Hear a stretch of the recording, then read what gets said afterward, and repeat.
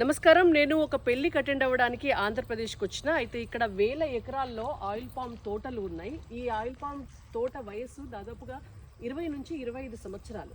నేను దీని గురించి ఎందుకు చెప్తున్నాను అంటే, మన తెలంగాణలో గత 3 సంవత్సరాల నుంచి ఆయిల్ పామ్ పైన బాగా అవేర్నెస్ పెరిగి మనం తోటలు కూడా పెంచుకోవడం జరుగుతోంది. ఇది నరేంద్ర మోడీ గారి బ్రెయిన్ చైల్డ్. ఆయిల్ పామ్ మిషన్ని నరేంద్ర మోడీ గారు భారతదేశం అంతా కూడా ఇంట్రడ్యూస్ చేసి తెలుగు రాష్ట్రాల్లోనే ఎక్కువగా ఈ తోటలు పెంచుకునేటటువంటి అవకాశాన్ని కల్పించారు. మన భారతదేశంలో ఉన్నటువంటి 140 కోట్ల మంది ప్రజలకి రోజు వాడుకునేటటువంటి వంట నూనెను మనము ఉక్రెయిన్, మలేషియా లాంటి దేశాల నుంచి దిగుమతి చేసుకుంటాము. అయితే ఇప్పుడు మన జనాభా పెరుగుతోంది. మన దిగుబడికి దాదాపు 1,00,000 కోట్ల రూపాయలను ఖర్చు చేయాల్సి వస్తుంది.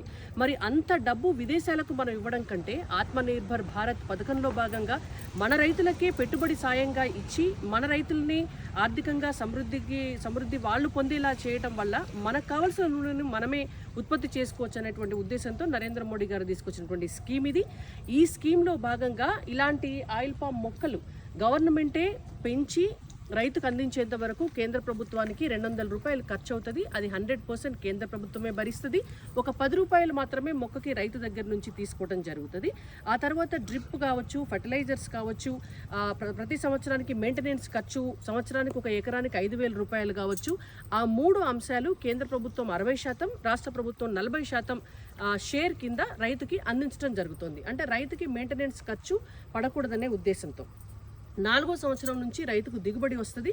4th ఇయర్ నుంచి ఒక ఎకరానికి దాదాపుగా ఒక 6-7 టన్నుల ఆయిల్ పామ్ మనకు రావటం జరుగుతుంది. దానికి టన్నుకి 20,000 రూపాయలు ఉంది.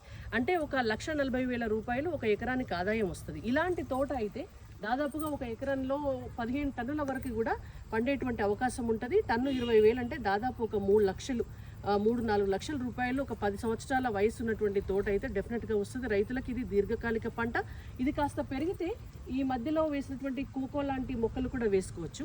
కాబట్టి ఆయిల్ పామ్ లాంటి స్కీమ్ కేంద్ర ప్రభుత్వం తీసుకొచ్చినటువంటి స్కీమ్స్ని రైతులు ఉపయోగించుకోవాలి.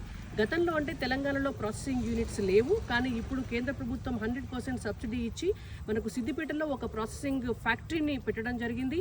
మళ్ళీ మైబాద్లో అలాగే నిర్మల్లో కూడా ఇంకొక 2 ప్రాసెసింగ్ ఫ్యాక్టరీస్ కోసము కేంద్ర ప్రభుత్వం ప్రపోజల్స్ ఇవ్వటం జరిగింది.